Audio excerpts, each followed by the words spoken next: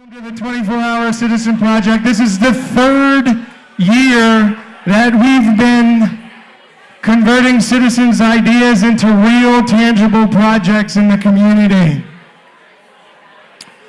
So you should have voted for the crowd favorite by now. We have boxes in the back and we have people that are tallying votes. Right, Nikki? Okay, good. So we're going to go ahead and get countered.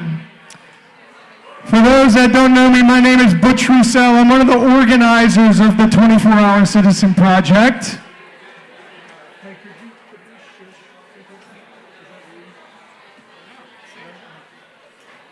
Shh.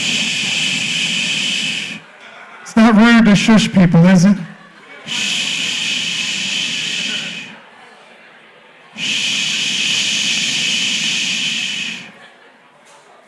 It worked a little bit. Shh. All right. Now we got it going on. For those that don't know me, my name is Butch Roussel. I'm one of the organizers of the 24-Hour Citizen Project. First off, thank you for coming. Thank you for being here. There's a lot of people in this room that have worked very hard to recruit ideas for the community, to recruit backers, to recruit subject matter experts, to throw those ideas out there, and we couldn't do it without them. We also couldn't do it without an audience cheering ideas on. So for those newbies this year, this is our third year doing the 24-Hour Citizen Project. And what it is basically an event every year where we recruit ideas for the community, for citizens to pursue. And basically what it is, it's a 24-hour period that we work up to where we bring all of the people together in a room at the same time to make ideas happen. Those people are citizen teams who are nothing but citizens of a community that have ideas to pursue. Backers and financial backers, you'll get to learn who they are later in the night, but they're people who have pledged money to citizens projects in the community. You have experts who are guiding the projects and the teams. And we started last night at 6:30 p.m. and these teams are tired. Their eyes are probably heavy right now, but they've been working for the last 24 hours. And last, the audience, you guys cheering these teams on, making these things happen.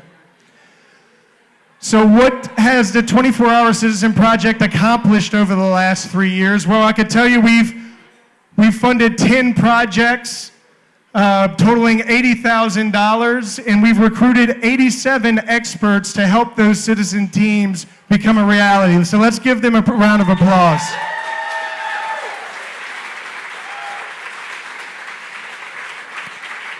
And I remember last year after this event, we got an anonymous email through our website that came into our inbox, and it basically said, I understand the impact of what the 24-Hour Citizen Project is, but I'm really wondering what the impact of each project is going to be.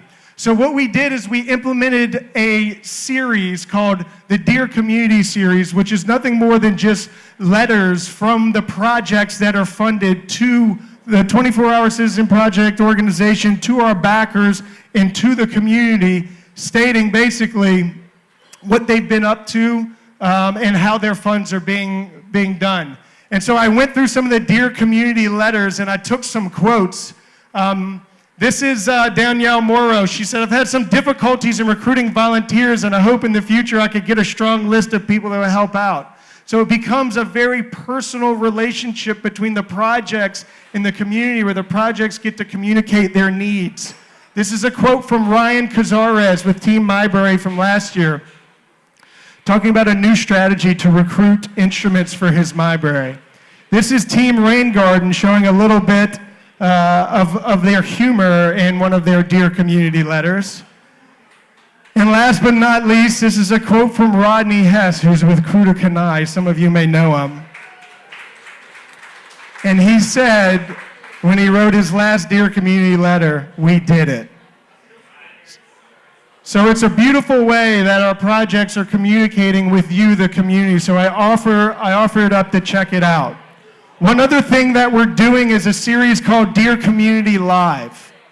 Dear Community Live is a video podcast series where teams basically sit down with us at the end of their period of time where they've completed their project, and they talk about what they've done and what they've learned. Everything we do is about replicability, trying to put information out there on the web that other cities could adopt and implement in their own place. So you're probably wondering what our projects have been up to over the last year. I will say this has been a very big year for the 24-Hour Citizen Project. I'm going to start, and I'm going to go by every single project, and we're going to start with an oldie but goodie. This is Safe Pass Underpass. It was a project that was pitched by Mark DeCluett, and he recently adopted Carly Amlabar on the project with him. Basically, what he wanted to do in 2016, he said, there's this area under South College that's part of Mickey's Loop, and that area needs renovating. It was a bike path, and people during the nighttime couldn't pass under it because it was dark and it wasn't safe. So his team got together and they installed lights. They were awarded $5,000 in 2016 from the 24-Hour Citizen Project, and now an entire community of cyclists now have a safe place to pass. The second project from 2016 is a project that was actually pitched by a 16-year-old Asher Corbell that since Susan David has taken over. And she's actually part of another team this year, so she's back. Let's give it up for Susan real quick. Susan has taken on the Art Wall project. She's formed a partnership with LPTFA to convert these old garage doors into a space for artists to come and paint. I'm going to go ahead and I'm going to read off some of the artist names. This one's from Nikki Davis. He's an artist from Houston. Susan had a mural, Bert Kidder, Ben Gridry, and Jacob Cord. So let's give them a round of applause. Here's another great project from 2016. It is the Umbrella Project, where Kate Durio and Brittany Broussard set out to install a covered bus stop. They've since partnered with Councilwoman Liz Webb-Hebert, identified 60 stops that are shelter ready, and have identified another design. So this project has evolved over the years, but this is a design that's currently on the market that's being modified specifically for Lafayette to have an umbrella and a shade, and it also met the budget that they wanted. So let's give the Umbrella Project a big round of applause. That's a project that's going to be completed this year, hopefully. Many of you may know of Crew de Canaille, Lafayette's first walking parade. If you know John Arsenault, you know that the theme was local legends, and this one takes the cake. Crew de Canaille was funded last year, was awarded $5,000 to be Lafayette's first walking parade. It was Lafayette's first parade during Mardi Gras. There was a host of creativity that's out there. The team's currently working on a 2019 theme, hopes to release it soon. But this was one of those projects that we love. It's a project that's going to continue on for years. So let's give it up for Rodney Hess and Crew de Canaille.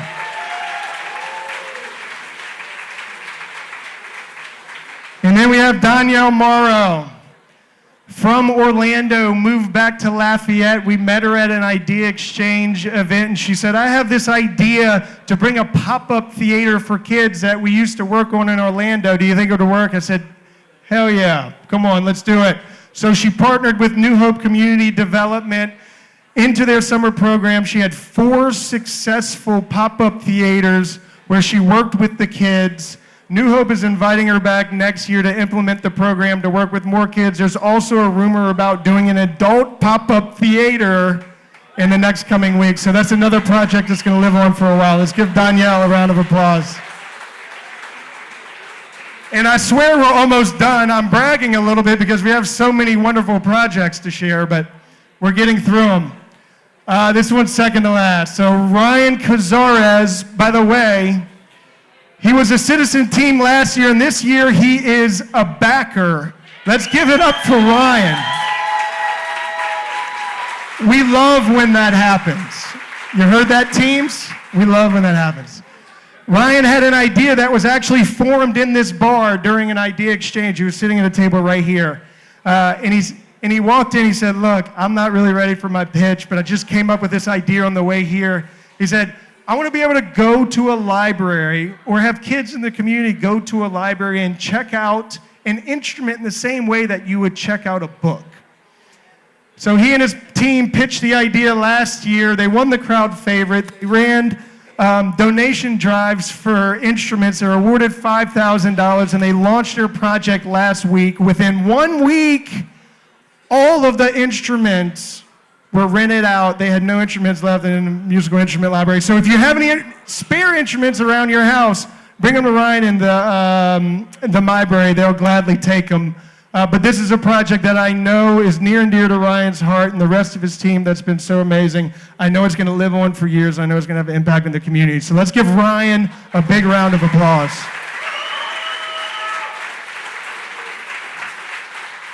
And last but not least, we have Acadian Rain Gardens. It was a project taken on by a couple of PhD students at UL last year. Their goal was to basically turn this design, which is essentially a rain garden that they identified to be installed in Girard Park, into a reality.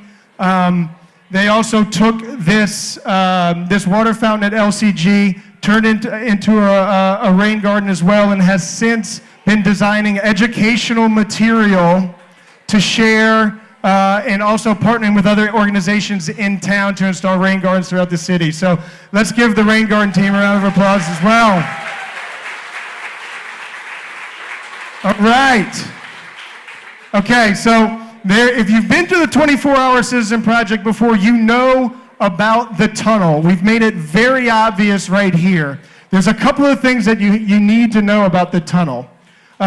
You need to know, one, it exists. Two, whoever is coming down this tunnel, we want them to feel loved and we want them to feel supported. We also want you to have good form and we don't want you to hurt yourself. So this is kind of an example that Stephen Verrett, that we worked on this morning. This is kind of like perfect form. He's like standing over right here, nice small arch in his back. You don't want to, you can have a little slight bend in your knee. You want your shoulders to be shoulder length apart, but nothing too much. Definitely not this right here. You don't want to hurt yourself. Our tunnel insurance doesn't cover damages on the tunnel. If you feel the need to step in front of a team when they're running by, just get out of the way or give them a big hug. So this is like, I'm going to hug you when the team's coming down stance. Okay, don't trip anyone. You're going to get really excited and feel like your feet are going to fall in front of you, so no tripping. If you happen to fall, just make it look graceful. That's all we say, make it look graceful. So no turning your back to the team. So when a team is coming down the tunnel, by the way, there's going to be walkout music. There's going to be playing. It's going to be a lot of fun. We're all going to be standing up. We're going to be cheering them on, slapping them on the back. Don't turn your back to the teams, right? Don't turn your back to them. It only takes 30 seconds to walk down the tunnel, so maybe we shouldn't order drinks while we're doing it. Maybe we shouldn't order food while we're doing it. High fives are totally permitted, so that's the thing. You could run with the teams if you want to. Just don't run towards them. That might scare them. And we love the tunnel so much that we've identified a tunnel wrangler for the night. That person, if it's not obvious to you, it should be now. Ladies and gentlemen, welcome Stephen Verrett, our tunnel wrangler for the night. Thank you, Stephen. All right. All right. Are we ready to hear some pitches or what? I know you're tired of hearing me talk. So you're not going to hear me talk all night. You're going to hear Rodney Hess talk all night. I actually had his wife write a little something about him so that we could introduce him in proper form. By the way, do we have Rodney's music queued up? Okay. All right, here we go. All right, Rodney, the pizza head, sneaker savant, and lover of outer space, Rodney Hess spends most of his time dominating the digital market space as Rally Marketing's vice president, and serving on the board of Cruda Kanai, one of last year's funded projects. As a licensed officiant, Reverend Rod is known for his sneak attack weddings. There's the Pizza Head photo. This is a sneak attack wedding, apparently, but it looks like the bride and groom were ready for it. He might just marry two people randomly, so watch out for that. Rodney was once a lead singer for a Christian ska band. He hasn't forgiven his mom for taking his System of a Down CD away in middle school. He knows a little bit.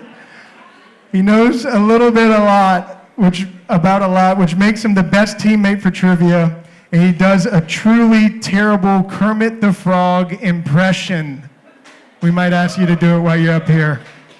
But the number one main thing you need to know about Rodney is that he gives the best hugs ever. Let's give it up for your MC for the evening in true tunnel fashion. So let's all stand up and welcome Mr. Rodney Hess as the MC for this evening. Woo! Give it up for Rodney. Give it up for Rodney. Yeah! Yeah!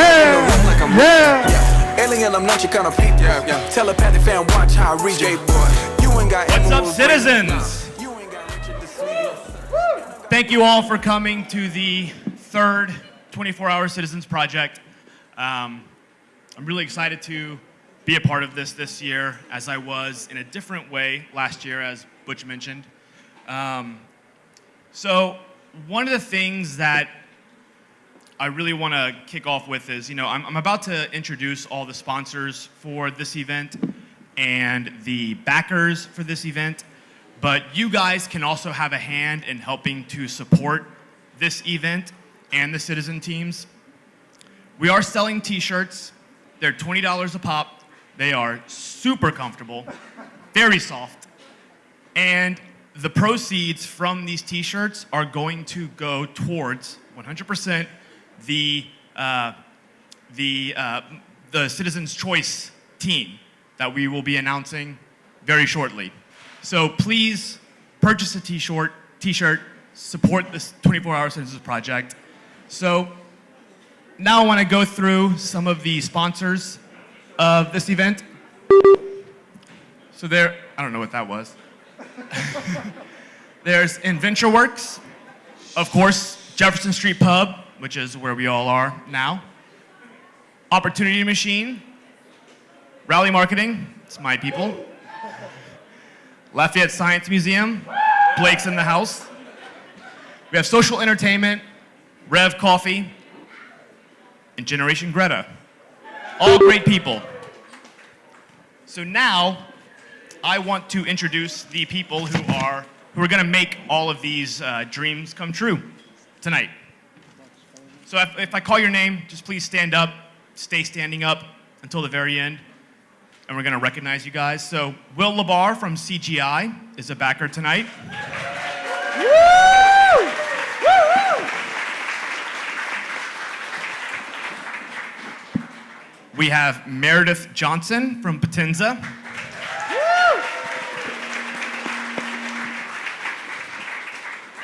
Pat Trahan from Jubilee Court.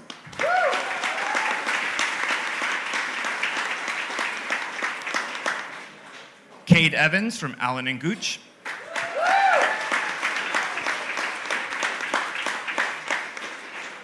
Brittany Broussard from Bancorp South.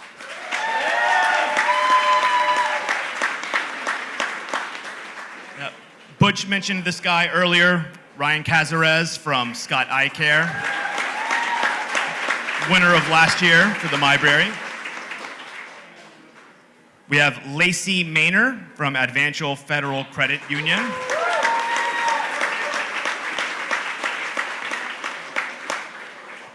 And we have Cian Robinson from the Lafayette General Foundation. So that's our backers, guys. They really do help make all of this possible. Oh, Hunter Perret, sorry. You were number 4 and I totally skipped you. Hunter Perret from the Perret Group. Yeah. Stand up. I say we give the backers a standing ovation. What do you say? Thank you. Everybody, please give them a round of applause.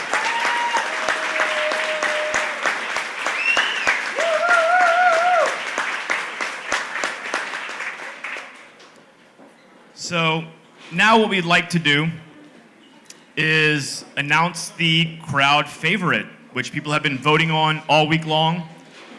Hopefully you guys have voted at the door as well for your crowd favorite. Butch, are we ready to announce the winner? So this is another record-breaking year. The crowd favorite is a poll that we start on Facebook. We started it just on Monday of this week. It was the closest crowd favorite race we've ever had. And I checked a couple hours ago, and we had over 1,000 votes, but I think we've probably had another 500 come in, Nikki, something like that, over just the last couple of hours. So these teams have been rallying hard for the crowd favorite, so I'm really, really excited to see who it is. I'm not going to have a Steve Harvey moment, but the crowd favorite goes to, I guess I should tell you what the crowd favorite gets. Let's do that. 100% of the proceeds from the t-shirts go to the crowd favorite. So if you buy a t-shirt, the money goes directly to a project to lower their funding amount in the backers huddle. So let's give it up for Bayou Electric Vehicles, the winner of the crowd favorite this year. Come on up. Come on up. This is your crowd favorite token, and you're going to give this to the backers whenever they leave for the huddle. Congratulations. Congratulations.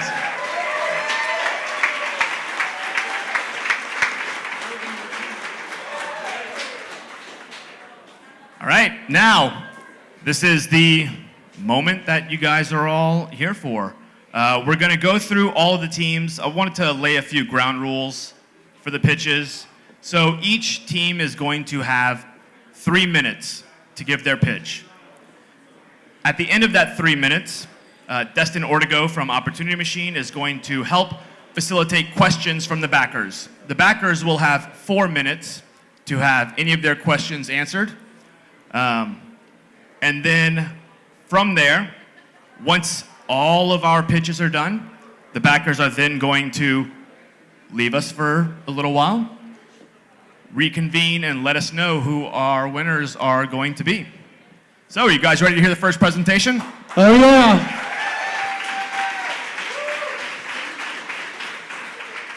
Hey, Rodney, I think we should have everyone stand. Let's do it, Get yeah. the tunnel going. Let's get that tunnel Let's going. get the tunnel going before you make the announcement. Let's show some love.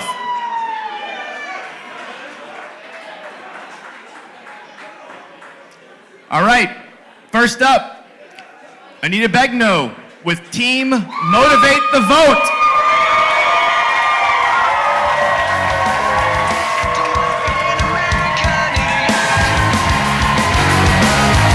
Don't want a nation under the new media.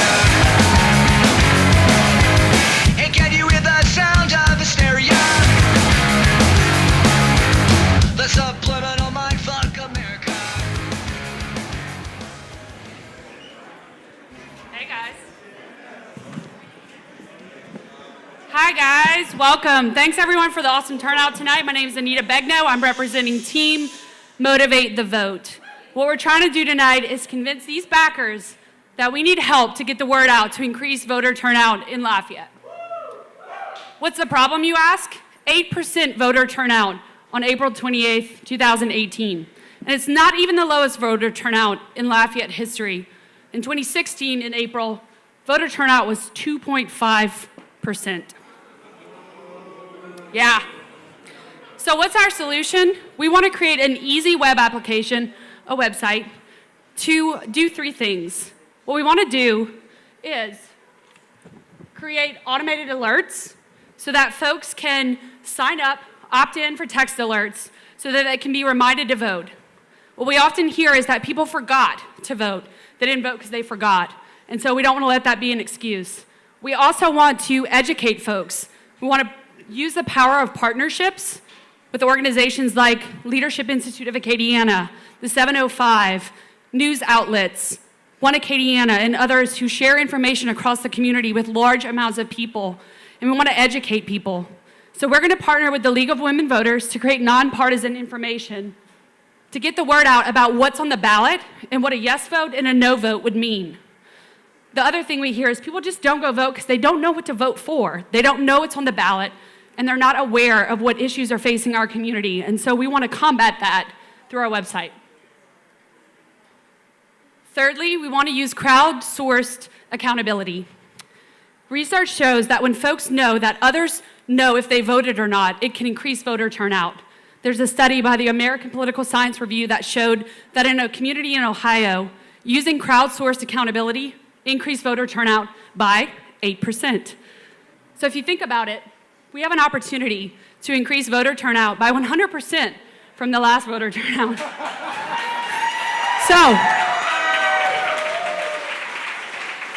I mean, we can do that. We can do that in this community. If everyone in this room encouraged someone they know, one person, to go vote, it can change the outcome of elections.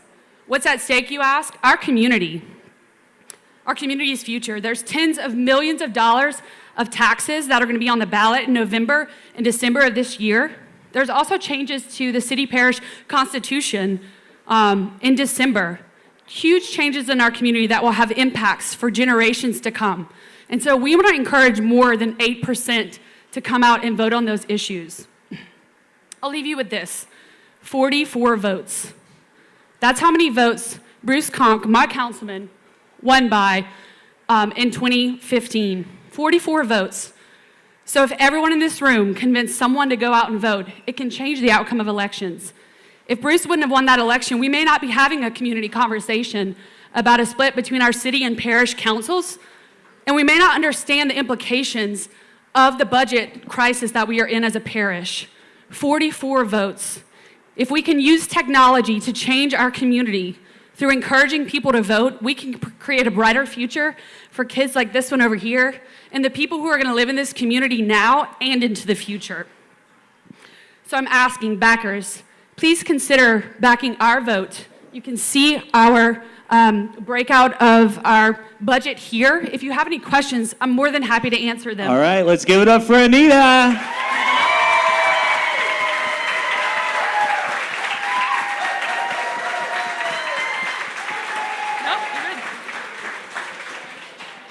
Butch officially hired me to be the a-hole tonight and shut everybody off on time, but y'all are at your time, so we're going to open it up for questions from the backers right now. Anita. Hey, Ryan. What's up? Hey, what is your plan to reach people who don't vote? Sure. So you can see that we're going to purchase voter data for the city of Lafayette as a start. We can actually purchase for the parish for about double this price. And we can see who is not a frequent voter. And so those will be a target of ours, those infrequent voters. We can reach out to them through mailers and through phone calls. We also plan to leverage social media, obviously, to get the word out to people who are not regularly voting. We want to combat that through the use of technology, and social media is certainly a way to do that, and also through news outlets. So partnerships with the media are going to be important. I talked to some experts last night who actually didn't vote in April, and so we know that our demographic, people my age, are not regular voters, but they're starting to think about it because they're owning businesses and they're having children, and so we want to catch them through social media in particular. Hey, Will. Hey, Anita, I have a question for you guys. First of all, I love the idea. I think it's a great cause. I'm curious about the ongoing costs for the website and the voter data, like year over year, campaign over campaign. What time period does this funding support, and what is the model for when this funding is gone? How do you continue to support the website and the program itself? Sure. So we're hoping to have the website up by September 30th. So we go September 30th to September 30th with the year-long of hosting and things like that. And our hope is that this does motivate people to go out and vote. And so people like the people in this room want to be a part of continuing that momentum moving forward. And so we hope to continue reaching out to folks in the community who care about the outcomes in our community and leverage organizations who would align with us to continue this effort moving forward. But also encourage people in the community who are excited about the momentum this can create and ask them to help us move it forward as well. We do plan to, as you can see, incorporate as a nonprofit so that we can purchase things through our nonprofit organization, like the texting app that we're going to use, Twilio, so we get a $500 discount and a 25% discount because we're a nonprofit. So we're trying to cut costs as much as possible and make it feasible. Any other questions? Hey, Will. I have another one if no one else has one. So Twilio is a per message cost when you send out. So baked into your budget is an assumption on the number of voters that you're reaching out to, right? So what is that number of voters, and how does that compare to the previous number of voters who voted in the 8% turnout? Like, and are you showing growth in that budget? Does that make sense? Yeah, Jason, do you want to take that one? Okay, so with the Twilio, we made an assumption of getting approximately 20,000 people signed up. I believe in the last election with this 8%, there were 12,000 people who voted in that. That leaves us with an 8%, an 8,000 people growth, and we're ensuring that that 12,000 continues to come out to vote in the future. So, and then in addition to that, as we grow and get potential new funding from other partners, we can increase our Twilio budget and cut costs on social media because we'll ideally be out there in the eyes of the public.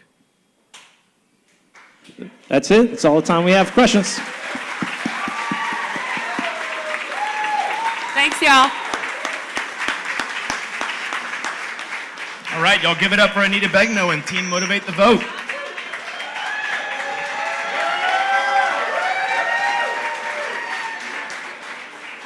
All right, next up, we have Shane. Let's get the tunnel going again before we introduce them. Come on.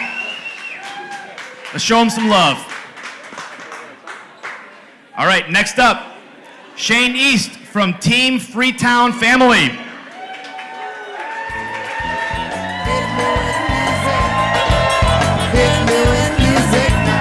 This is the Freetown Rock. Freetown Rock. Freetown Rock. Freetown Rock.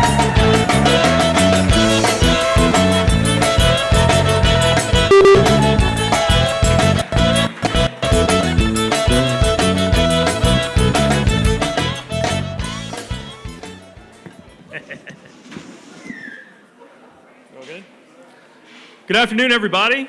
My name is Shane East, and we're the Freetown family. So how did we get started? Freetown is a great little neighborhood that's right outside of downtown. It's part of the downtown proper, and it's actually part of the old Eel Kapow plantation. It's been around for a very long time. Who we are right now.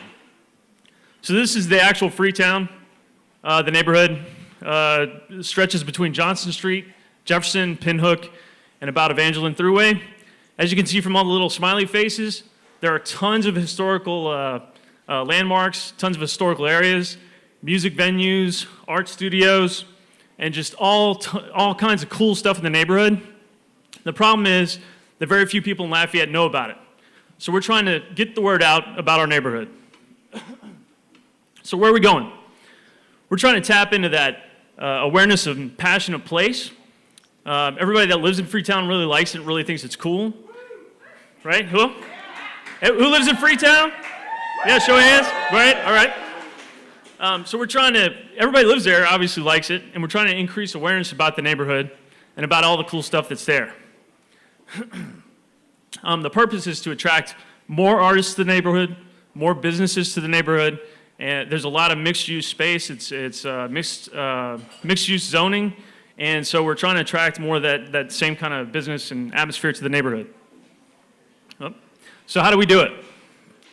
Well, we've got this symbol of togetherness. Kathy Pave did the design work for it, and Andre Juno, artist that's in the house tonight somewhere, yeah, there he is. Okay. Did the metal work for us. You can see Charles is holding it up right there. So that's the prototype. We're going to hang these all through, all around our neighborhood to match what we did downtown, what Andre did for the downtown Jefferson Street neighborhood.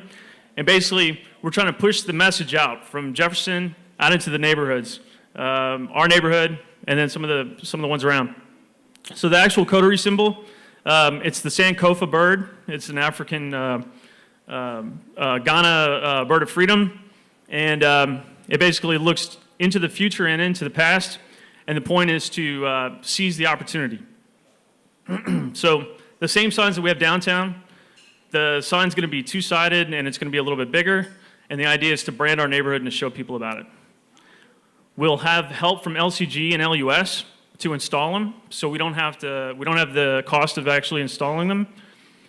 We have 10 proposed sites around the neighborhood, and basically the point is to capture the entrances, exits. So as you're driving through the area, tourists or even neighbors from the rest of Lafayette will know that they're in Freetown, Puerto Rico, and Crapoville.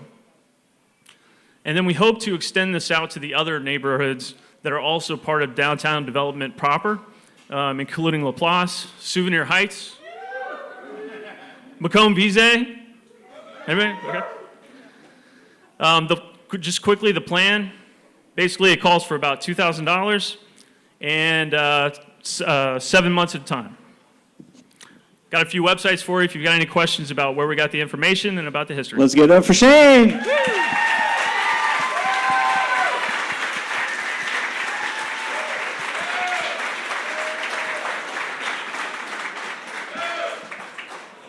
That close. All right, going to open up for questions from the backers.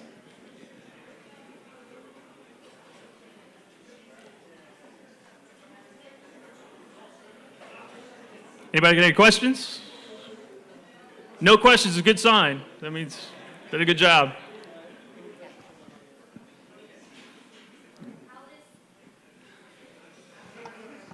How will this attract more businesses to Freetown? Okay, so by increasing awareness of the neighborhood and letting people know that it is mixed use, I mean, only like 3% of Lafayette know about Freetown and Puerto Rico and know about all the historic sites there. We actually got National Historic Registry 2 years ago, which is cool. We're hoping to use that awareness to get the artist designation, the art area designation, which would mean tax breaks for artists, tax breaks for musicians, tax breaks for the area. And by getting those designations and by getting more awareness in the neighborhood, that's how we hope to attract more businesses, especially artists in particular.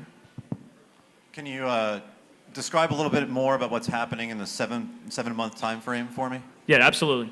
So the first 3 months is going to be used for outreach to the neighborhoods, because so Crapoville is a very distinct area that's part of this area, and there's some questions about how to spell Crapoville, and everybody's got an opinion about it.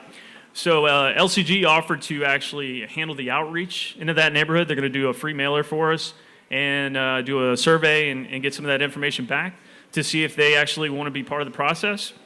And then we'll use that first 3 months for outreach. Then the next 2 months or so, we'll get the actual fabrication done of the signs. And then LUS said with a couple of weeks' notice, they can install the signs. It takes them about a day or so to put the signs up. And so the $2,000 goes to just making the signs, all other costs are covered? All other costs are covered. It's literally just for the fabrication. Yeah. And then we're hoping that this is kind of seed capital, right? So with that $2,000, we can get 10 signs, but we're hoping that we'll have more signs for sale. So we'll also be able to offer those signs to local businesses that are in the area to hang them in front of their places and on their places. And we'll also we'll have them available for neighbors in the area. Everybody's got their Freetown flags flying and has their Festival International flags flying. You know, when you drive in, you kind of know it's a cool spot. And so these signs will be available for purchase as well. Any other questions? We have any questions from the audience? Ooh. Oh, right over here. How do you decide where the signs go? So part of the neighborhood outreach is going to be to determine that. We're looking at the kind of the major intersections around the neighborhood, and then a couple within the neighborhood. The 10 signs gives us a lot of leeway. But yeah, that'll be part of the outreach, and it's still up for debate. We have some options for that. And it's all, LCG and LUS are pretty much going to tell us where we get to put them too, right? Time for one more question. Any backers? Nope. Yeah, that's the plan. Anybody will be able to buy a sign. The big ones, the bigger, this is a prototype. The bigger ones will actually be $200. They're two-sided, so they'll be hanging. The single-sided signs will be a little bit cheaper. I don't know exactly how much, to be determined. $125. There you go, right? Thank you, Andre. All right, give it up for Shane. Cool.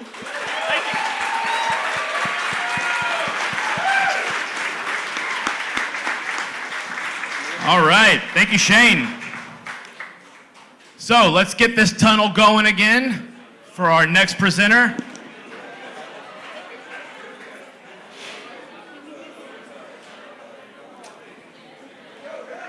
All right. Next up is Dirk Guidry from Let's Team tunnel up, Bear Walls. Lafayette. Tunnel up.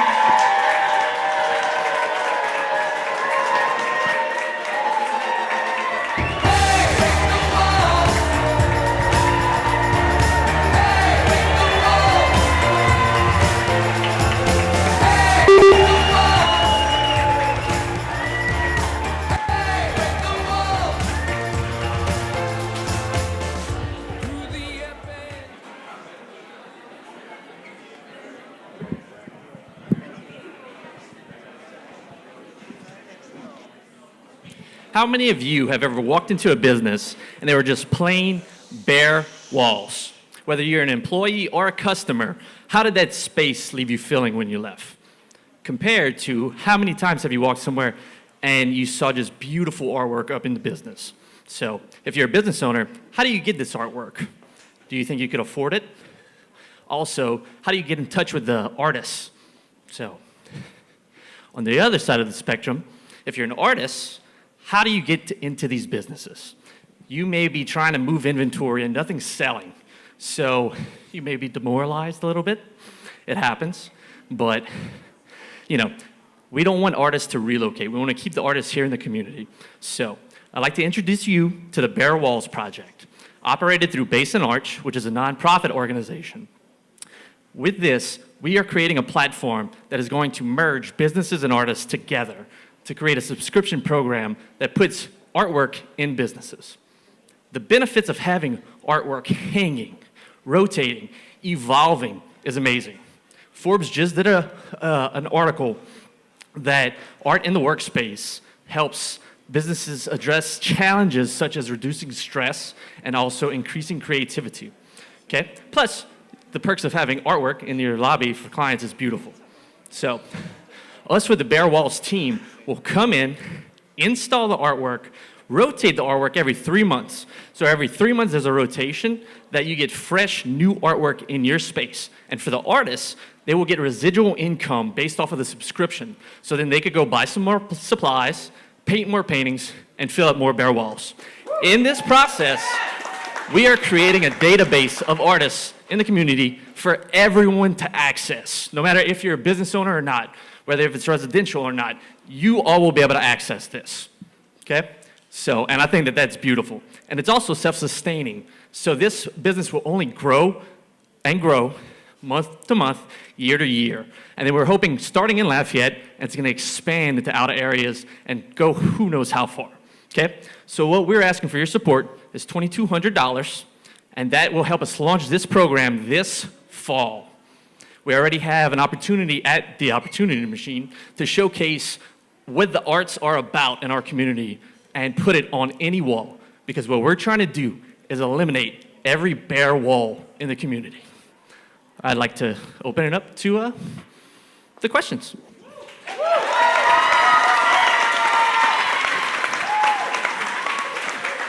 Backers? Come on up here, team. Hey man, how much would it cost a business? How would the subscriptions work for the businesses? Based off of the artwork and the installation fees and everything like that, we're starting at the first tier will be $100 a month for the business. So they could technically have $10,000 worth of inventory of multiple artists that they get to rotate throughout the year, and it's just at a much lower price for them. And then, of course, they get to change it. So, how much of the $100 goes to the artist?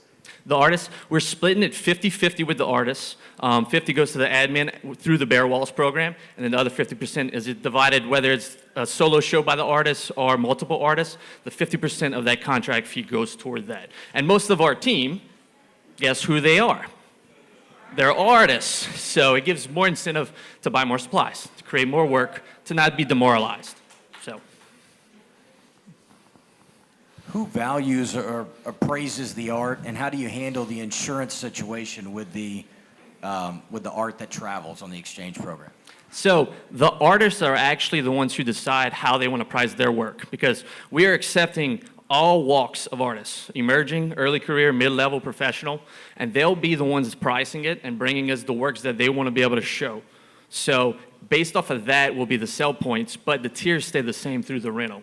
As far as the insurance goes, Basin Arts is liable whenever it's at our studio, when we deliver it, and then also when it's up in the walls in your business, barring any crazy damage that someone would do to it. So, but yes, Basin Arts is covered through our general policy.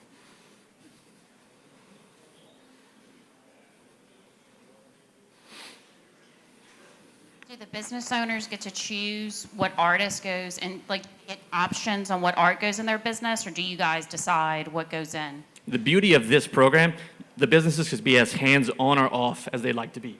We're here to curate or help curate, so we can help let you know how the space looks with certain art. We're gonna have it, especially with our software program, it categorizes it, so it lets you choose certain works, certain artists, anything you'd want, and we're there to walk you through it. On the other hand, if you want nothing to do with it, I want some blue paintings. We got you.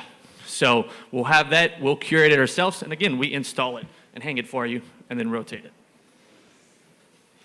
Have you guys talked to any businesses that are already interested in doing this? And how much for the sport coat you're wearing right now, if I back it? This sport coat's not for sale yet, but once I get enough paint on it and it becomes too heavy, then I'll come talk to you about it. So, but what we're doing, we actually have one commitment already, and we wanted to collect a little bit more information from the experts of this program, as well as build our inventory with the artists again. So we're looking to launch in the fall, and we're also creating a business strategy.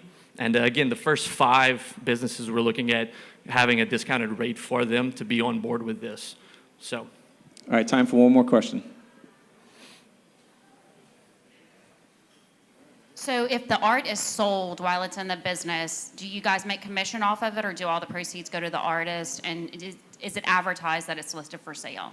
Yes, all the artwork is listed for sale. When it's in the business, which it also opens an aspect to tourism, anybody could access this. And we're gonna have barcodes and everything for scanners we want you to know the artist. We want it to be accessible. So if the artwork does sell, there's a 30-70 commission, which is very normal in this area for galleries as it is, but the business has the first right of refusal because they are on contract with it first. And then depending on when the artwork sells, if it's in the first month of something that you chose, we might keep it up for the duration of the show, but it's sold to that person that wanted to purchase it. Or we'll rotate it for something that's comparable of the same size, subject matter. So. All right, let's give it up for Dirk and Bare Walls. Thank you, guys.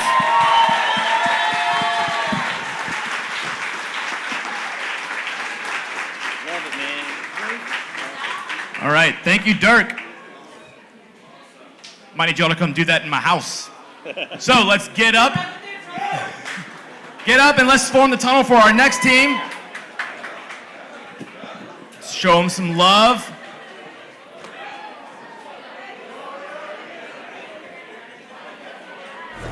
All right, next up, we have Ashley Mudd from Team Long Table.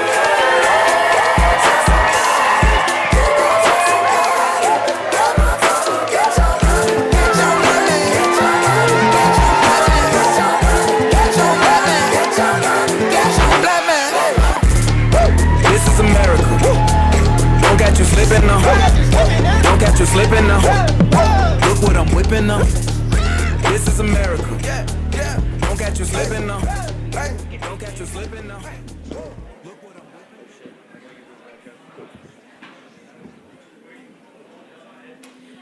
Where are we as the Lafayette community when it comes to race? While 73% of our community is white, 27% of it isn't. So when you look around the room tonight, does it look like a room that fully represents our community? A year and a half ago, I would not have noticed who was in this room, but more importantly, who wasn't. But it was through a conversation shared over a breakfast at Rusted Rooster that changed not only how I viewed the world, but also the lack of diversity at so many tables across Lafayette. What started as a conversation over a meal has had a long-term impact on how I view race in our community. It has changed how I show up and the ways that I work towards inclusion every day. Conversations can spark change. Open dialogue can move progress forward. And as the national trend of polarizing discourse trickles into our community, the divide between us widens. And we want to bridge that gap in Lafayette and bring our community together. We want to leverage our unique cultural relationship with food by breaking bread and sitting down and pushing through uncomfortable conversations. Through this process, we've been told multiple times that having conversations about racial discourse is divisive. But we're here tonight to challenge that myth because we believe having cross-racial conversations will actually bring us together. We're inviting community members to serve as dinner hosts, invite guests into their homes, their churches, and their boardrooms, and to have an open cross-racial dialogue about where our community is with race today and how we can improve it.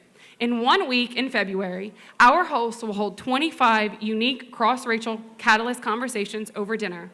We've already been recruiting dinner hosts that will be trained to facilitate open dialogues. We're going to empower them. We're going to empower them to open up their homes, to have difficult conversations, and to push through things that are uncomfortable. We are going to bring together the hosts after they host their dinner over the literal longest table in Lafayette. We will unite as one community on one night at the longest table Lafayette has ever seen. Success for us will be a report that we are going to develop with a qualitative researcher. Dr. Fast String from Mississippi is going to work alongside us to create pre- and post surveys to provide an objective report on where we are in our community. That report will only be the catalyst for future work. We're going to develop action items on how we move forward as a community. So what are we asking from you tonight? We are asking for a very subsidized amount of $3,100 to be combined with in-kind support and cash dollars that we've already secured. Our total project is anticipated to exceed about $4,100, and we're going to spend it on developing and executing our training, assisting with the cost of the individual dinners because we don't want cost to be a barrier to people who are interested in hosting, and hosting our finale, the longest table. And so I have a question for all of you tonight. When's the last time that you've invited someone from a different race into your home? And who of you will commit tonight to host one of our Catalyst conversations over dinner?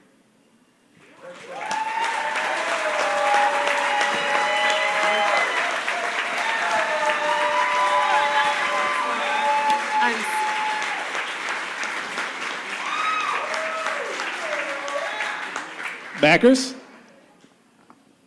Have you guys talked to local chefs and/or restaurants about subsidizing the price for these dinners?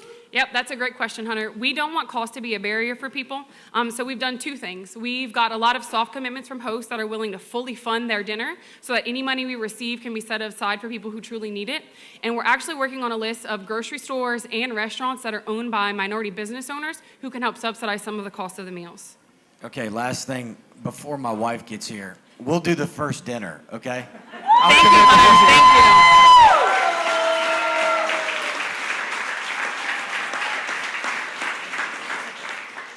So obviously some interesting conversations can arise out of these dinners. So is there going to be anything, any resources available to dinner hosts and participants to help guide those conversations? So 2 members of our team are actually trained facilitated hosts through the National Coalition Building Institute and Dialogue on Race Louisiana. So we have these built into our teams already, and we're also looking to bring in some experts to come in and help us facilitate training. So the goal of it is to have hosts be prepared to handle difficult conversations and to diffuse those situations in their home, but also to leave with an actual packet of resources that they can then go into their homes and take to help facilitate the conversations as well.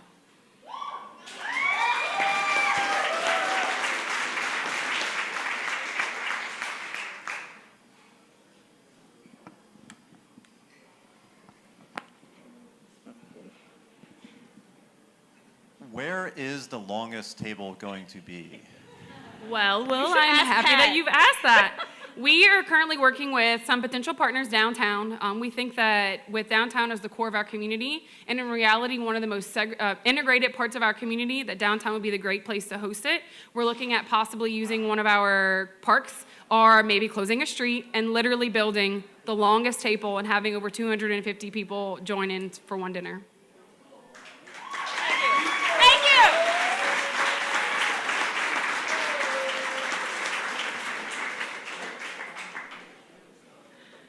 So, should you get this funding, how are you going to sustain the program? What's sustainability look like for you guys?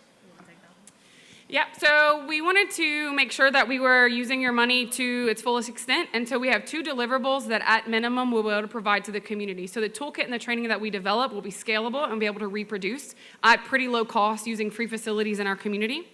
And the report that we will get from the qualitative researcher that we're working with will have action items that we plan to use those action items and go back to the community to continue to get financial support to really move the needle on what we identify as important for our community. Time for one more question. Anybody from the audience?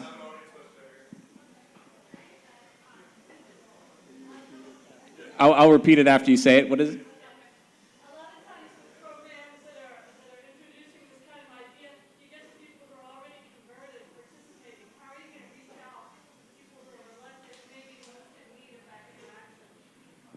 Yeah.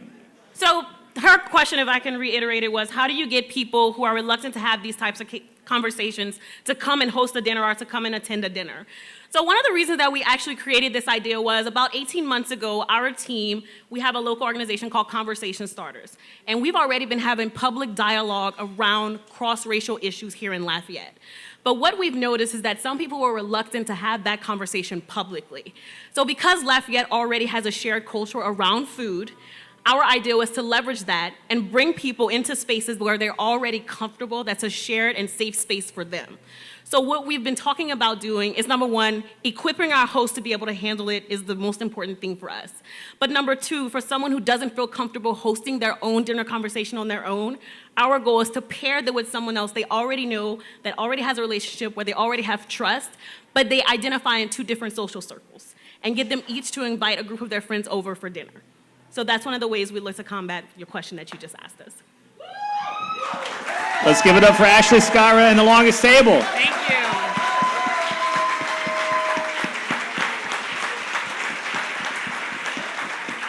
Thank you, Ashley. So we're now at the halfway point. Let's go ahead and get this tunnel up. Let's get this started.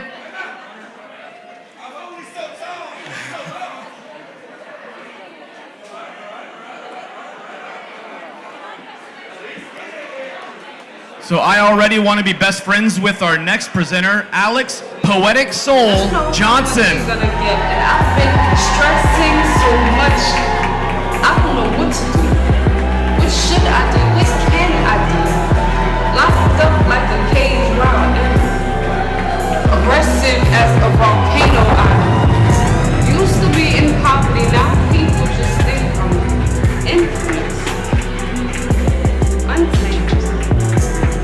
My future is true and it's bright as light. I gotta get my education, gotta get control, can't let my anger get the best of me. Stress runs through my veins.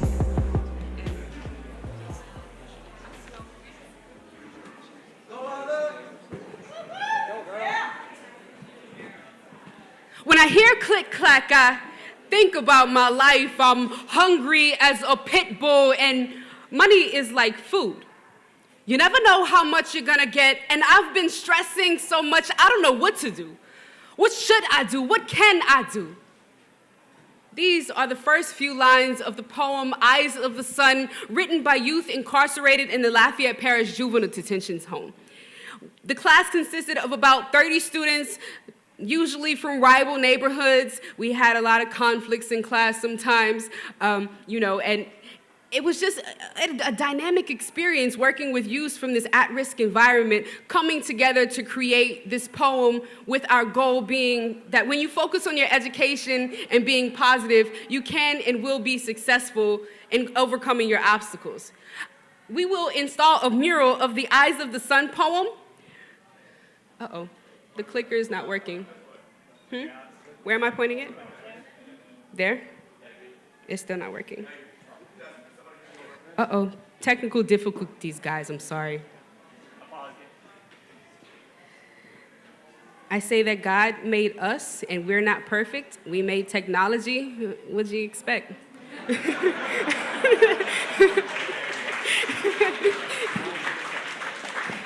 So we will install murals of the Eyes of the Sun poem in 2 locations in our city.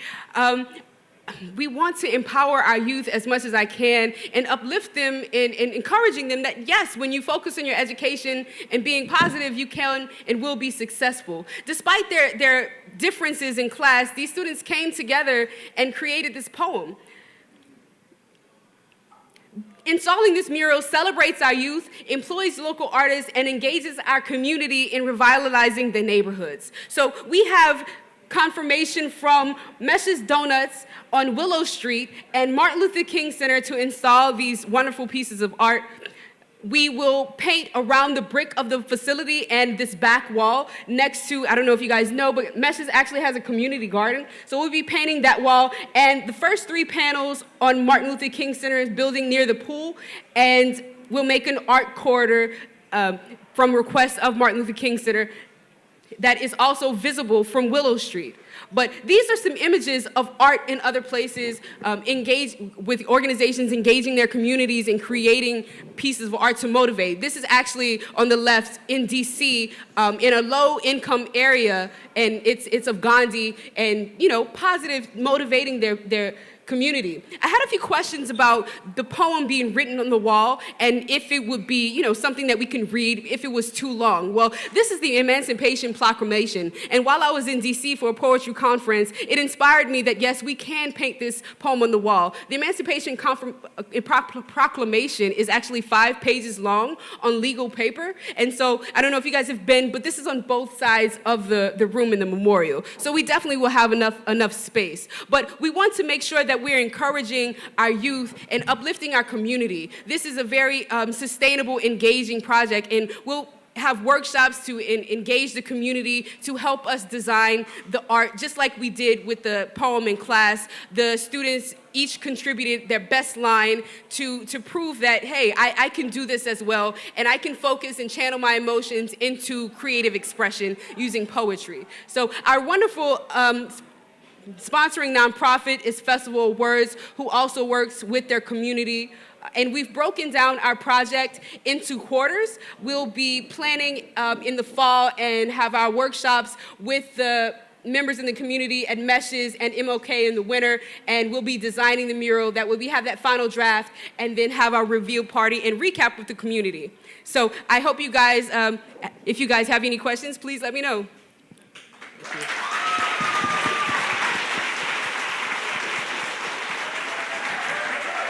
And I'd like to bring my team up as well. So how much?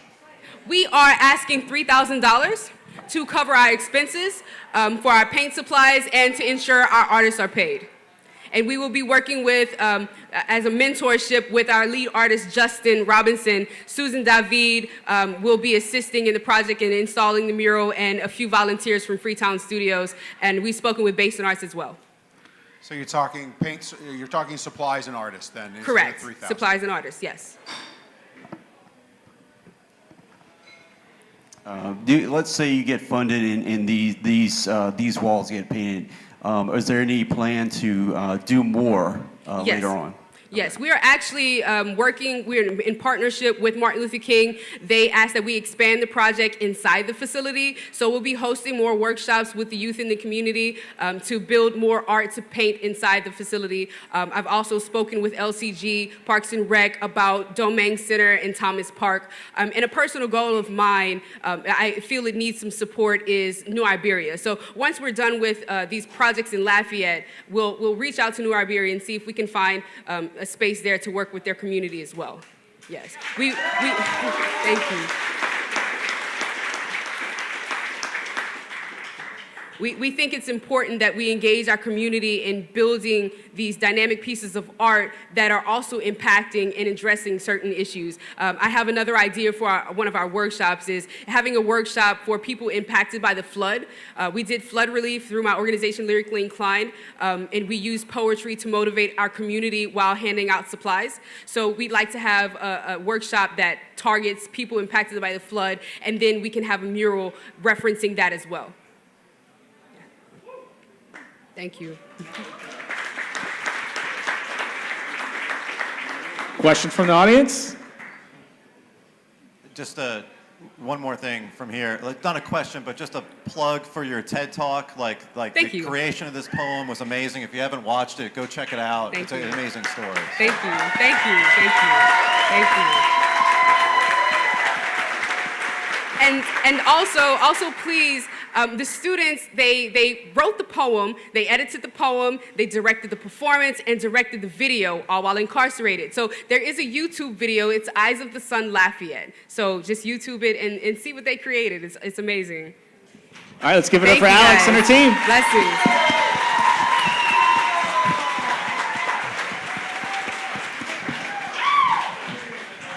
All right, thank you, Alex and Team Eyes of the Sun. Let's get this tunnel up again.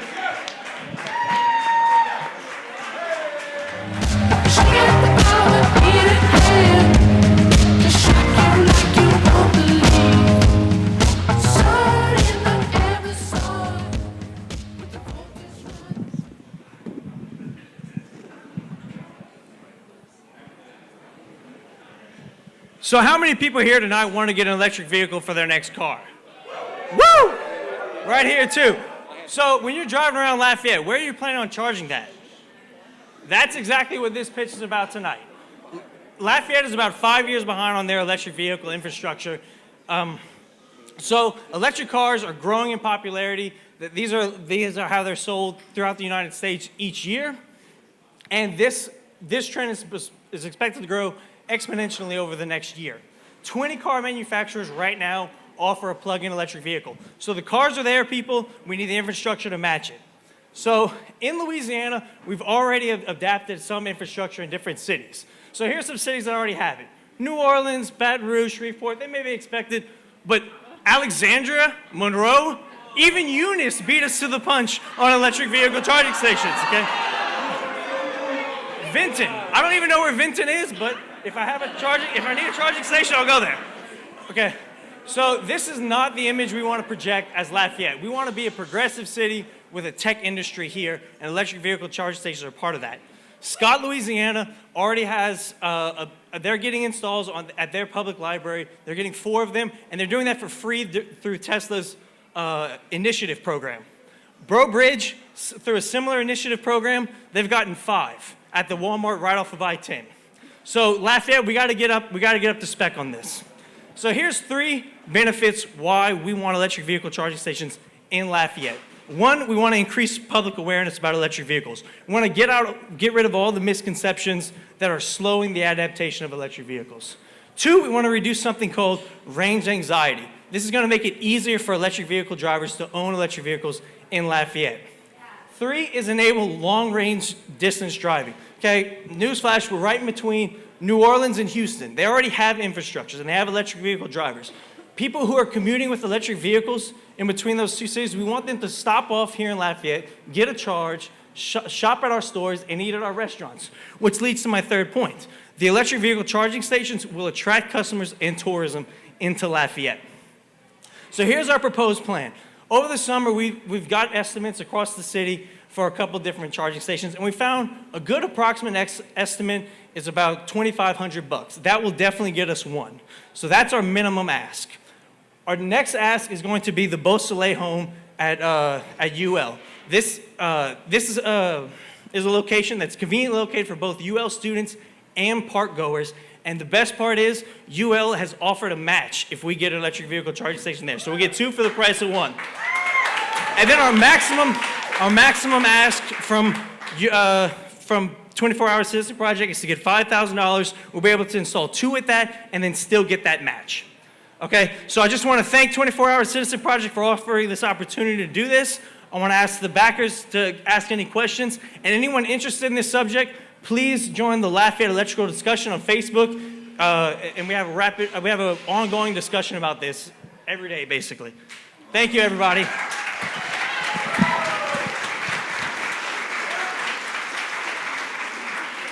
Backers? So question, is the Tesla program still open? And can you go after the Tesla money to get those installed? Absolutely. So we want to get our timeline is by the end of 2018, we're going to get this first pilot installed. By the end of 2018, we're going to get 5 more, and the things we're going to be targeting is those initiative programs with Tesla, with Nissan. So we're going to get 5 by the end of 2019. So this is the seed money to go after these matches and these dollars? This is the seed money to go after the matches and also to get a blueprint procedure in doing the installs. Because one of the things that's lacking right now with our local businesses is they don't have all the information to make the decision, is an electric vehicle charging station right for them? So we want to give them that cost-benefit analysis and give them the data on that.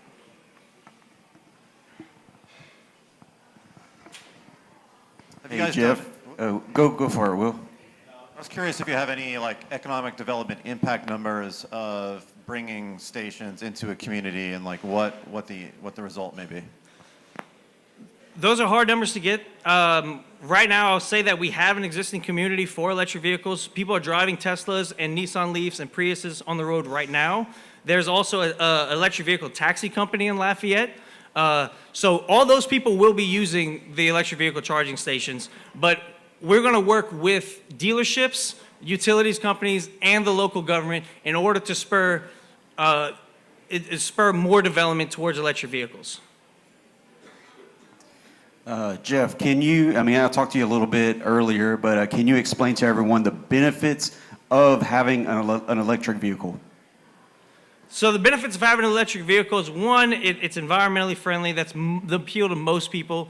It's just the future of the motorized vehicle. You have fuel cost savings, but then you also have routine maintenance savings. Okay, these cars are literally just a motor attached to some wheels. All you have to do is rotate these tires every 10,000 miles. There's no fluids in the car, so it's a very affordable car for most people. But then when you're talking like Tesla, it's just cool.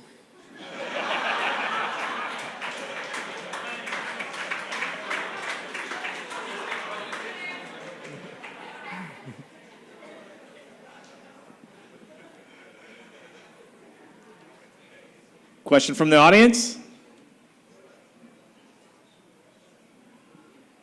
No? All right. Thank you Give it very up. much. What? Oh, sorry. Real quick. One more backer, apparently.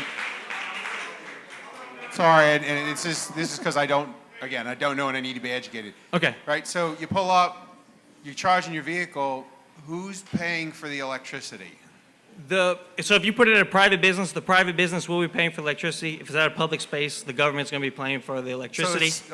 So it's subsidized by the owner of the charging station. Absolutely. In New Orleans, that's about $2 per day. Of course, with LUS rates, we have a little bit lower than that.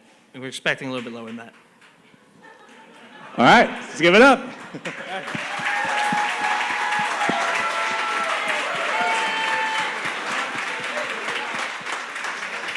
Give it up for Jeff and Team Bayou Electric Vehicles. All right, y'all, we got 2 teams left, so let's keep this energy going. Let's form that Let's tunnel. stand up. We got 2 more. Next up, I've got a mic. Let's give it up for Esther Tyree and Team Litterbug Elimination.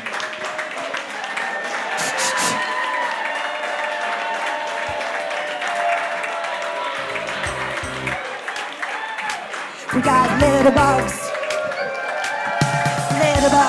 gives it a day, dumping trash and waste all over the place. Litterbugs are very pain, messing up our streets and rivers and drains. But I can't help something new. There's a lot that we can do. Pick up trash, throw it in the can, get it outside and get it off the land. Pick it up before you go. Throw it in the trash, don't be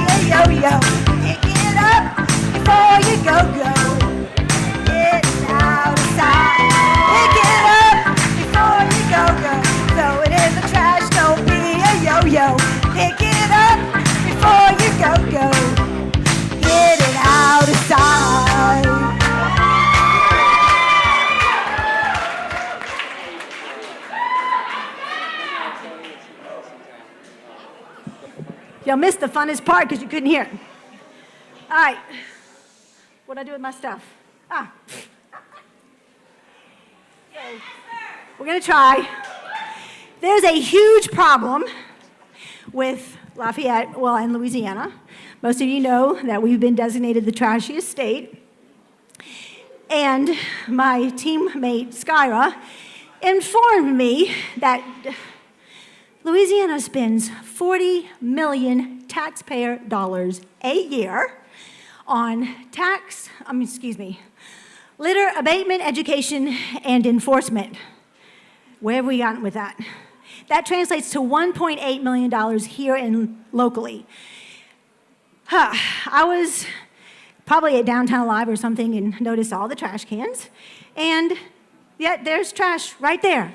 And I just kind of got aggravated and thought, I'm either going to be part of the problem or part of the solution. So let's be part of the solution. So being a teacher and having lots of experience working with kids, realizing that it's a lot easier to tell kids in a song what you want them to do and to tell them what to do rather than what not to do, I said, let's make a song and a rhyme, make it fun to throw away the trash because nobody likes being told, you got to do this, you got to do this, you got to do this.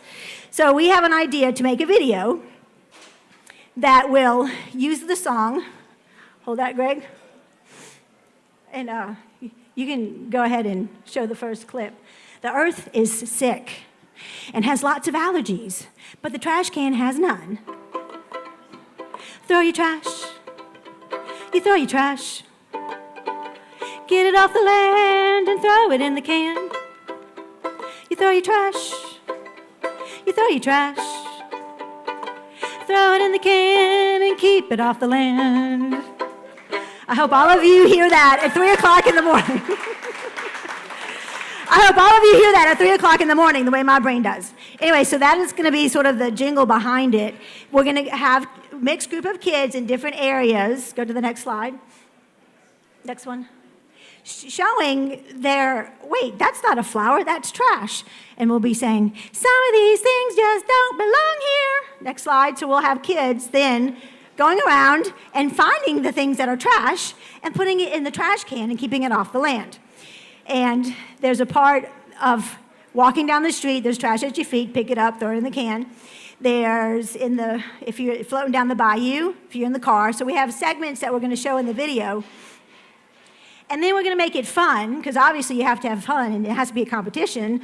So we're going to have dunk it, toss it, overhand lob it. Any way you can, just throw it on in. So we're asking for $1,500 to make the video, disperse it. It'll be linked to Project Front Yard's Facebook page. We're going to disperse it we'll put it up on YouTube and have it available to the public schools, the private schools, and the homeschool groups. Greg will have it on his website for Bayou Vermilionville, because it's appalling when you hear how much trash gets pulled out of the bayou on a yearly basis. And hoping from that point on to link to a second video, which will be all about reduce, reuse, recycle, and will engage kids in a conversation, springboarding off the fact that kids love to be a part, they love to help, they have very creative ideas when something is missing from their toy collection on how to fill the gap. So we're hoping that by sowing the seed when they're young, that they'll come up with ideas that maybe we haven't thought of. So, thank you.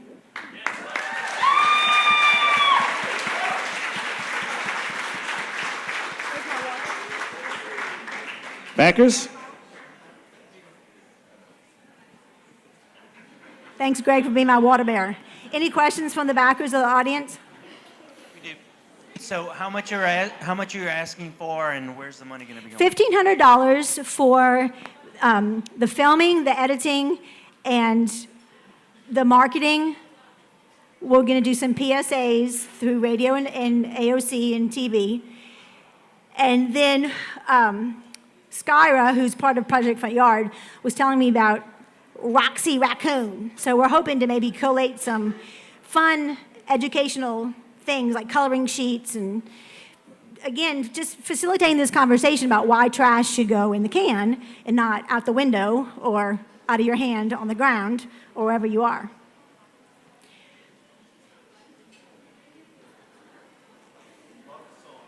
Love the song. Thank you. Can you clarify for me that, like, is the branding of the video and the imagery going to align with Project Front Yard? Is there going to be like a gnome and Roxy the raccoon? Like, are they all involved in this, or is it separate from that branding? Skyra's going to come up and talk about that.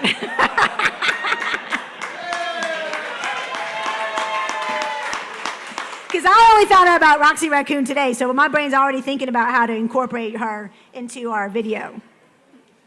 Will, can you repeat the question? So I'm a huge backer of Project Front Yard, right? And so I'm curious about the branding of the campaign that's being described here, and is it going to align with like Yardley? Are we going to see Yardley dancing? Are we going to see Rocky the raccoon, Roxy dancing? Like, so explain that to me. So we haven't spoken about specific yet. Esther just came to me with the idea of producing some sort of jingle that ties into waste reduction for our community as a whole. One of the things that Project Front Yard is doing right now is working on our own campaign. Our campaign tag is going to be Small Steps, Big Mission. And the way that this ties in is that what we're trying to facilitate is people understanding that every single person in our community has a role to play. And if we all take small steps, there's a big mission we can accomplish together. So one of the ways I see this working is if we're getting kids involved and giving them small steps that they can take, it's part of the big mission. But we haven't talked specifically about what will be incorporated into the video.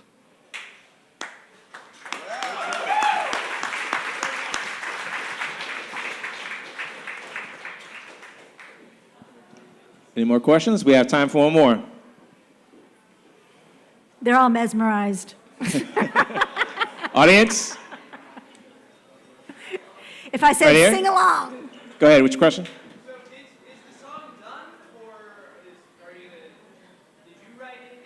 Yeah.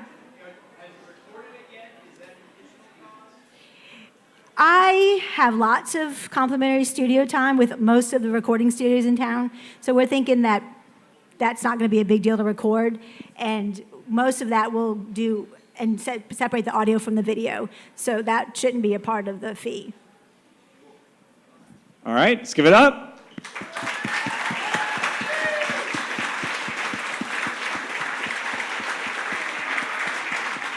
All right, y'all give it up for Esther and Team Litterbug Elimination. And give it up for Wham while we're at it. Let's get this tunnel going. Last tunnel. Show some energy. Y'all left me with the most difficult name of the night for the last one. The last tunnel up for 1 year, Rodney. Last up is Elsa Dimitriadis. Oh. What? Yeah. With Team Tell Me More. Everybody get up. Everybody get up. Everybody get up.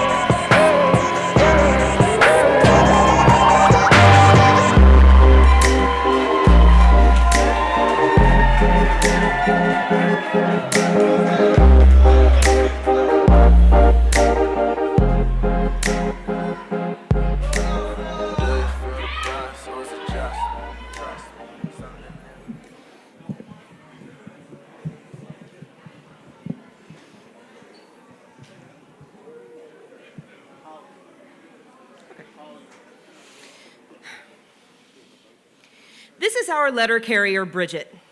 She's been our letter carrier for 8 years and 3 addresses. She knows us, knows that my mom stays with us from time to time, and mourned with us when we lost both of our dogs last year. She probably knows more about me than I care to admit. This is our neighborhood's police officer.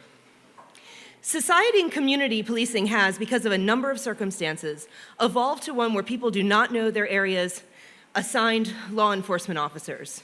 They're only dispatched during times of crises, and that sole context breeds distrust between both those in need and those responding. And I'm an adult white woman. When the police ran a call to my house 2 years ago, it was because a neighbor had reported the possibility of animal abuse in the middle of the night. With flashlights shining in my glass front door and me in my pajamas, I nervously explained that it wasn't animal abuse, it was my 17-year-old beagle with constipation. They promptly left. Funny story, but I appreciate how the night could have gone differently. National headlines regularly include incidents that could have been avoided had the relationship between law enforcement and civilians, particularly those of color, not eroded to where we are today. Thankfully, Lafayette has not been in any of those headlines. Let's be proactive, though. and help to repair the trust between law enforcement and young people so that the police can return to being part of the fabric of our community, like my letter carrier, Bridget. What would it look like if Officer John knew that Byron stayed with his grandma and his mom worked late at night and they had an aggressive-looking dog, but really the dog was a teddy bear? Or if Byron knew that Officer John got a new girlfriend and he played Warcraft on the weekends? Let's be proactive. Our project, Tell Me More, would offer the time and space for young adults and law enforcement officers to share their lived experience and create a performance piece about their lives that would be performed in the community. A cohort of about 20 to 25 students and 10 law enforcement officers will be organized into small groups, each with a trained artist facilitator, to develop relationships and material that will evolve into a final piece. Not only would the process create necessary relationships, but a post-performance talkback will convene the cast and audience for rich feedback and dialogue. Our team is uniquely qualified to execute this project to successful completion. I'm a lifelong theater artist and producer with 20 years experience with vulnerable populations. My partner, Dr. Holly Howitt, is the executive director of the Lafayette Parish Criminal Justice Coordinating Committee. We have secured commitment from experienced professional artist facilitators. Northside High School is committed to being the pilot student population, and the ACA is committed to offering their theater for the final performance. In order to bring this project to fully realized completion, we would need $6,500 in funding. However, we've already secured in-kind donations in the amount of $2,500. Our ask this evening is the remaining $4,000. We are committed to being proactive. Please let's ask them to tell us more about their lived experience so that we can strengthen the community's fabric ahead of time. I'm Elsa from Tell Me More, and Holly and I are happy to answer any of your questions or concerns. Thank you.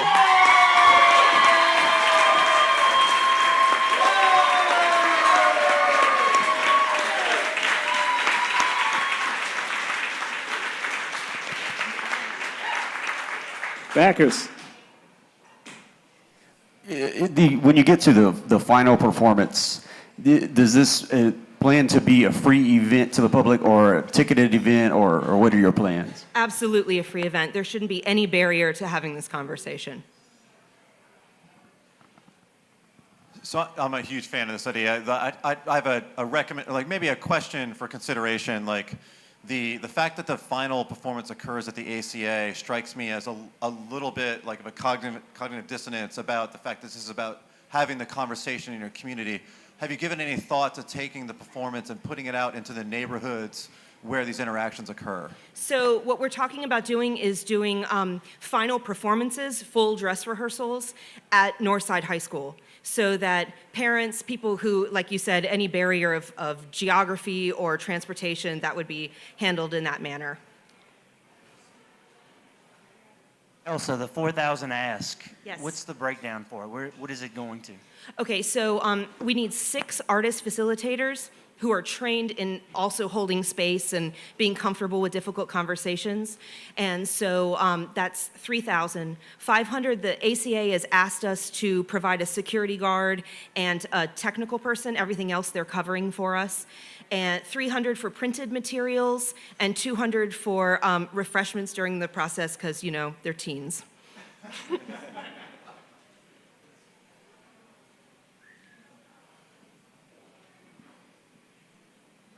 Next question. Any plans after the final performance? Where does this go next? So we really wanted to focus on one school and do a pilot project and really get everything nailed down. Any kind of unexpected challenges that happen, we want to get that nailed down. But we would really love to expand to other schools, public and private and charter schools in Lafayette. And then one of the backers even said, well, I think St. Landry needs this too, and absolutely. So we would love to spread this all across Acadiana. Questions from the audience? Quick question, Elsa. Oh, sorry, real quick. I'm sorry. Go ahead. Please go. Okay. What's your question, honey?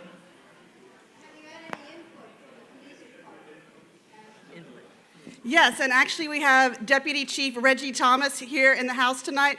And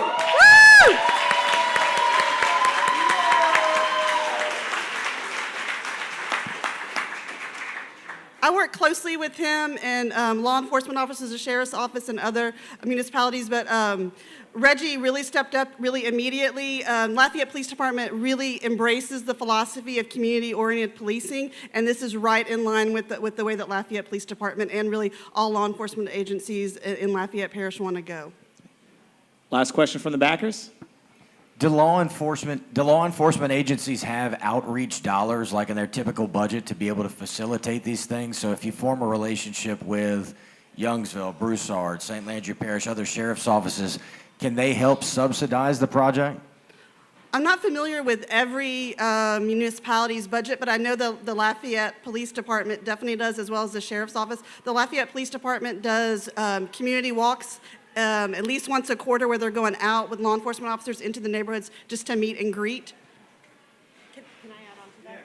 Okay, great. So also, in order to sustain this project in future places, social emotional learning is a very hot topic amongst high schoolers, and the grant availability to subsidize programs like this is vast. Okay, let's give it up.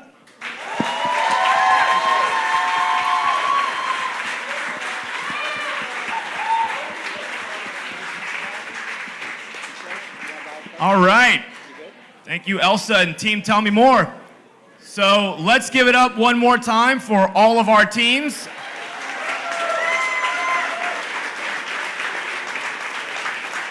So here's what's going to happen next. We're going to put 15 minutes on the timer. Our backers are going to huddle, choose the winners, the winning teams. In the meantime, y'all head over to that table. Y'all buy one of these shirts. Super comfortable. $20. Help support 24-Hour Citizen Project. Thank you guys for coming.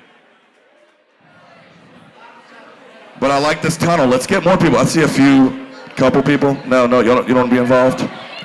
We've got Butch coming in. Let's go. Yo, make some noise for the backers, and especially Butch Roussel. The music's done. I'm sorry. We're going down. We're going down the ship.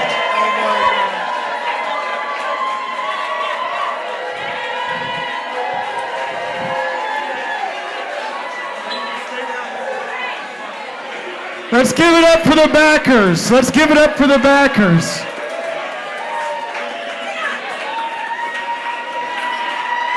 Wow. Guys, we have funded projects, and we can't wait to share. So I'm going to wait for everyone to settle down a little bit.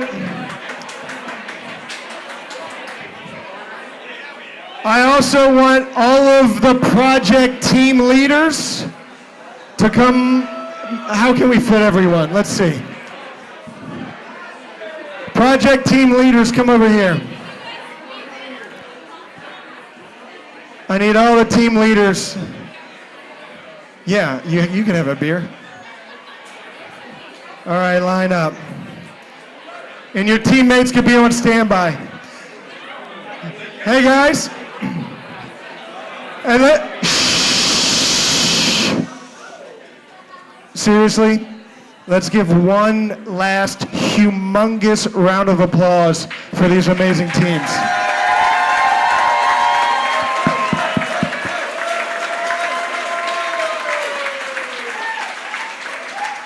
I'm going to actually, before we announce any winners, I'm going to turn the microphone over to Blake Lanyo. And he's so Blake participated in the 24-Hour Citizen Project in 2016, and he didn't win. But he continued to pursue his project. That's what we encourage all of the teams to do. That project has been going on for 2 years. I'm going to let him tell you just a little bit about it. Yeah.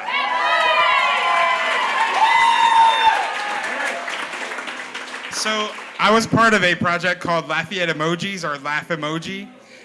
We did not get funded at 24-Hour Citizen Project, but we went ahead and looked for funding in other sources, from other sources, and we were able to secure those funds. We were able to create the app, Kate and I and some other team members, Kate Durio, and we worked with Accolades, an IT company that created the app for us. It is now downloadable for iOS and Android. And we have, how many icons are there? 30 like emojis that are locally Cajun-centric and Creole-centric. And we just got word that we got another grant to expand to more emojis. So let's hear it for emojis. But anyway, keep the dream alive. Go download it. It's free and fun. Laugh dash emoji on the Apple Store and whatever it's called on Android. Sorry. So tonight doesn't have to be the end of the road for your project, so keep the dream alive. Give it up for Blake, guys. All right. First up to announce our winner is Brittany Broussard.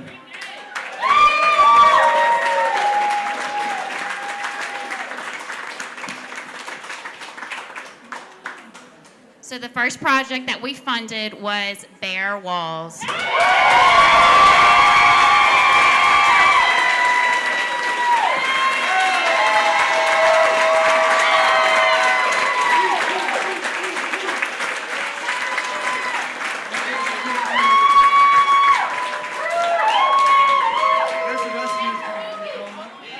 Hey, with the rest of Bare Walls team, come on up, get a picture.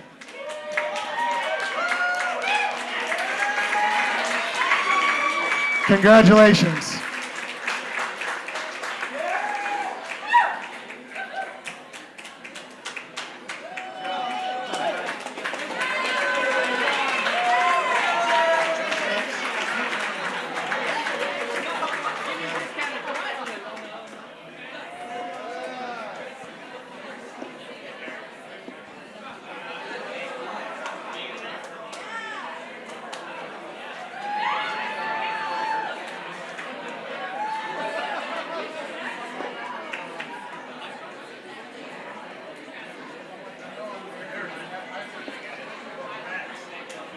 Guys, next up is Hunter Perrette, who's going to announce the second funded project.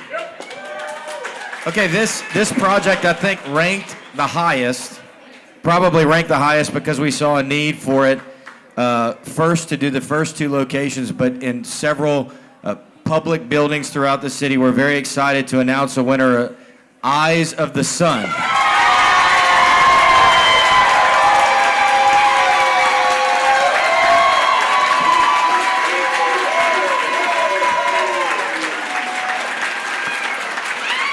Where's Alex's team? Come on up here, Don.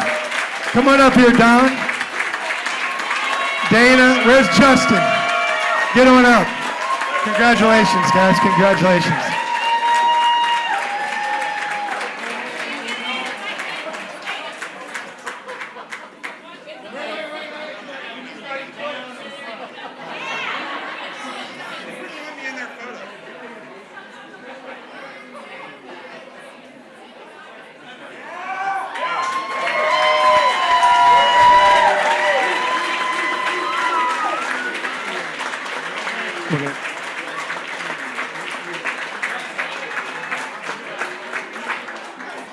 Congratulations, guys. We've got a third funded project. Let's give it up.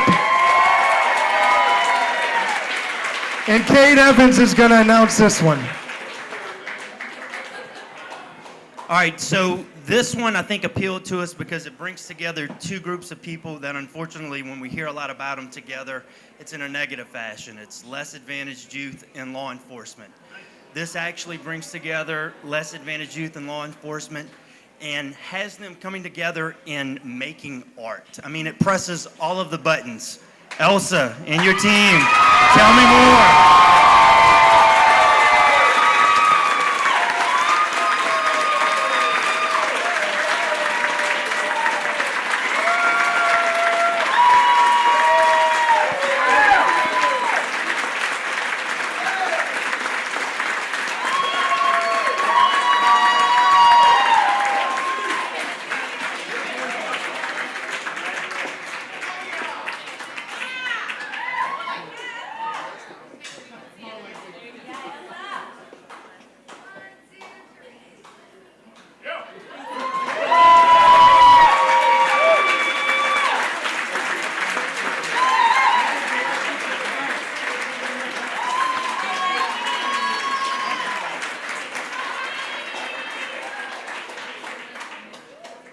All right, next up is Ryan Cazares, who's going to announce our 4th funded project. Give it up. Here you go, Ryan. Okay, guys, so I don't know if this was announced earlier, but we didn't have enough funds to fund 4 projects. So 4 of the backers stepped up and donated an additional $500. So that brings our grand total to $12,000, and we were able to fund a 4th project tonight. So before I announce the 4th, I want to say that I want everyone who attended tonight to go home and tell one person how cool of an event this is, and make sure they come next year, okay? I also want to tell all of the other teams that did not get funded that you better still freaking do your project, because they're all awesome, okay? Okay, the fourth project hits home with me as a person of mixed race. We want to fund the longest table.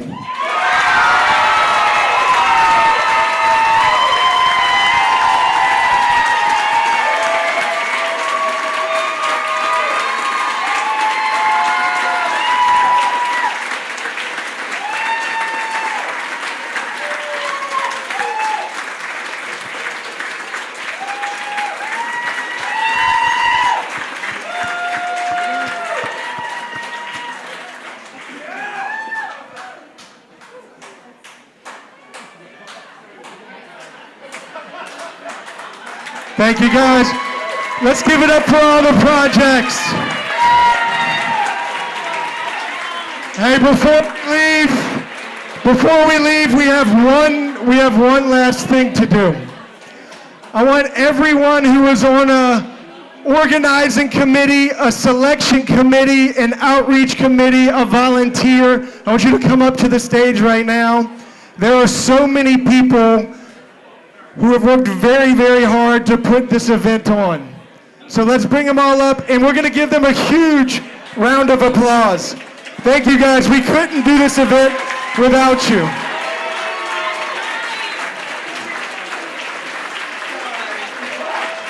Everybody.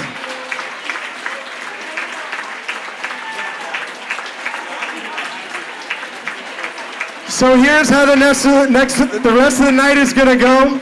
We're going to cue some music. We're going to take the chairs out of here, and we're going to have a good time for the rest of it. Oh, hold on one second. Yeah, I'm going to steal this butch for 1 second. Before we get this picture taken and all this stuff, everyone up here wants to celebrate Butch Roussel. The man is an amazing legend, and his name will go down in history if I have anything to do about it. I love him, you love him. Give it up, let's go! I was gonna keep it, you don't get the song. I love you. Thank you, guys. This is definitely a passion project. We thank you so much for coming out and support us. Follow us on all of our social media outlets. We're gonna be doing a lot of work over the next year, and we promise to be very transparent about every step of the way. So thank you, and who knows, we'll see you next year. Appreciate it.